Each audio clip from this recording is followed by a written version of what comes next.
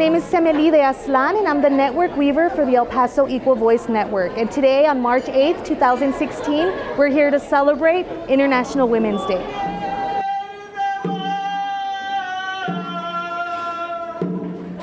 The El Paso Equal Voice Network is a coalition of 5 grassroots organizations fighting for social justice in our communities.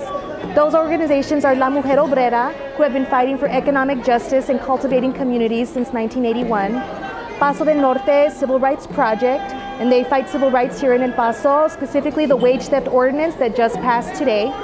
Border Network for Human Rights, they have been advocating for the rights of immigrants on the border, and right now are advocating for a municipal ID program here in El Paso. And that's a way to grant migrant status just in the sense of opening a bank account. You won't imagine the hurdles that you would face without a simple ID, making a police report, checking out a book from a library.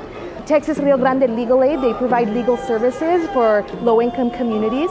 And Ayuda, they work in the colonias. They're located in San Elizario, but recently fought in Tornillo to get a water filter installed for the community because the water that they had was not drinkable. They couldn't use it to cook, to take a bath in, or to drink.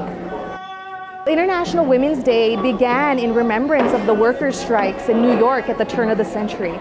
So in 1975, when it was adopted as a holiday, most people, they want to act like it's Mother's Day and just give a rose and say, "Thank you, mujer," but we still have struggles pertinent today. In El Paso, over 77% of jobs don't pay enough to sustain a single mother with child.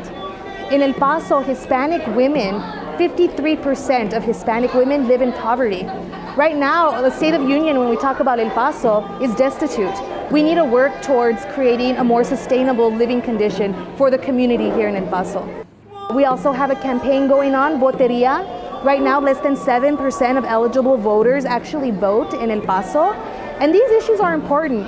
Most people come out to the polls when it's a presidential election, but the vote that matters most is your local community leaders. And so we play this game, it's much like Loteria, but we're calling it Voteria, and we're highlighting the specific issues here in El Paso. And so it's a way to discuss the issues here, why it's important that we vote, and to engage voters to actually participate in the process. Just by you participating in the process brings federal dollars to pave streets in your community and fund schools, among other things. So we're telling people, go out and vote, no matter what. Those issues are important.